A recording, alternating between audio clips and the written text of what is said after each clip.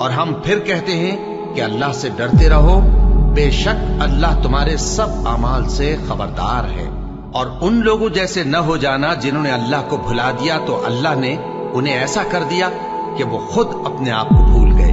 یہی لوگ ہیں نافرمان۔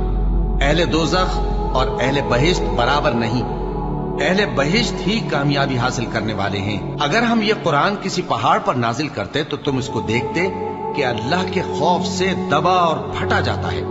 اور یہ مثالیں ہم لوگوں کے لیے بیان کرتے ہیں تاکہ وہ غور کریں۔ وہی اللہ ہے جس کے سوا کوئی معبود نہیں، پوشیدہ اور ظاہر کا جاننے والا، وہ بڑا مہربان ہے، نہایت رحم والا ہے۔ وہی اللہ ہے جس کے سوا کوئی عبادت کے لائق نہیں، بادشاہ حقیقی، ہر عیب سے پاک، سلامتی دینے والا، امن دینے والا، نگہبان، غالب، زبردست، بڑائی والا۔